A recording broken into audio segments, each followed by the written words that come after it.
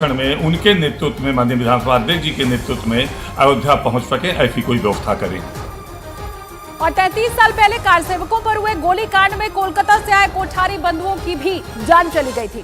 कोठारी बंधु तब पुलिस की गोली का शिकार हुए थे। उनके परिवार ने उस घटना को लेकर न्यूज 18 इंडिया से क्या कहा है वो दिखाते हैं आपको। अयोध्या राम मंदिर की बात हो और कोलकाता के वो दो वीर बेटे जो कि राम जन्मभूमि आंदोलन की भेंट चढ़ गए, उनकी बात ना हो, ऐसा कैसे हो सकता है। हम इस समय पूर्णिमा कोठारी के साथ हैं। दो भाई जिनका नाम अमर हो गया, राम कोठारी, शरद कोठारी, उनकी बहन। क्या कहानी थी, क्या हुआ, पूरा किस्सा हम उन्हीं से जानेंगे।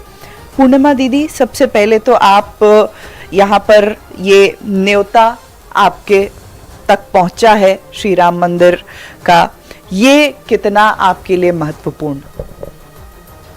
ये मेरे लिए उतना ही महत्वपूर्ण है जैसे ये हजारों साल के लिए मंदिर महत्वपूर्ण हो गया है। तो ये मेरे जीवन की बहुत बड़ी पूंजी है, मैं ये कहूँगी, और मैं इसे अपने जीवन तक तो बहुत संभाल के रखना ही है।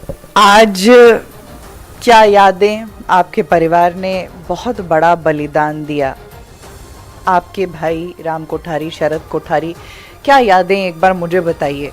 जब उनकी याद आती है तो मन में एक खुशी भी होती है और दुख तो खैर देखिए है जो है, पर मुझे बहुत गर्व है कि मैं ऐसे वीर भाइयों की बहन हूँ जिन्होंने राम काज के लिए, राष्ट्र के लिए अपने प्राण दिए हैं।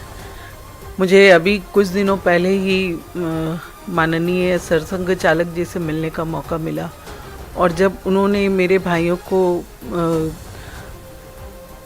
सेना पर खड़े वीर सैनिकों के शहादत के समकक्ष रखा तो मेरा मन बहुत भर गया। आप माता पिता के बलिदान की बात कर रही हैं, यहाँ पर एक ये चिट्ठी जो आपके पिता ने लिखी थी, मैं चाहूँगी कि 2 लाइनें इसकी पढ़कर सुनाएं। मैं आपको 2 लाइनें सुनाना चाहूँगी। भगवान श्री राम के पावन चरणों में प्रणाम करते हुए उन्होंने जब बाकी सबको ये जवाब दिया कि भगवत चरणों में अर्पित फूलों के लिए कैसा शोक और कैसा संताप। यह तो हमारे परिवार के लिए परम सौभाग्य की बात है कि भगवत शिखर पर भगवा ध्वजारोहण का श्रेय भी देवी प्रेरणा से उन्हीं देवात्माओं को मिला जिन्हें आप सब हमारी वाटिका के पुष्प समझते हैं। और मेरे पिताजी ने बहुत गर्व से ये कहा था कि मेरे अगर और पुत्र होते तो उन्हें भी मैं कार सेवा में भेजता। संक्षिप्त में अगर मैं जानना चाहूँ क्या हुआ था। राम लक्ष्मण की ये जोड़ी मैं समझती हूँ कि उन्होंने अंतिम समय तक अपना एक दूसरे का साथ निभाया। अंतिम समय में आपने बताया था दोनों लोग कार सेवा किए, उसके बाद एक घर में छुपे थे।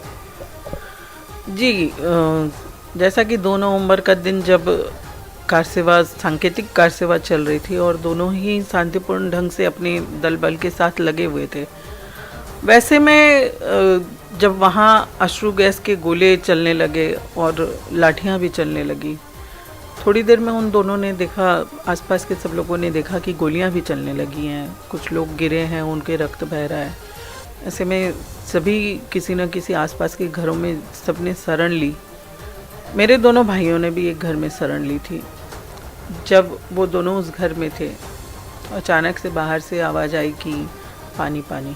उस विषम परिस्थिति में भी उसने गेट खोल दिया, और जैसे ही उसने दरवाज़ा खोला उसे खींच के बाहर टाना गया और उसकी छाती पर गोली मारी गई। वो वहीं गिर गया। उसके गिरने के बाद उसे घसीटा जाने लगा। बड़े भाई से ये नहीं देखा गया। वो भी सामने आया और उसने कहा कि मेरे भाई को कहाँ लेके जा रहे हो। वैसे में उसे भी गिरा के और उसके सर पे मैं कहूँ कि 0 पॉइंट से यहाँ से गोली मारी गई थी। फिर भी मैं ये कहूँगी कि जीवन की सबसे बड़ी खुशी 33 वर्षों में ये मिल रही है। सबसे बड़ी बात, मेरे भाइयों का बलिदान सार्थक हो रहा है। आज ज़रूर वो चारों लोग ऊपर से देख रहे होंगे, ये मुझे उनका आशीर्वाद ही है जो आज मैं इतने बड़े कार्यक्रम में जा पा रही हूँ।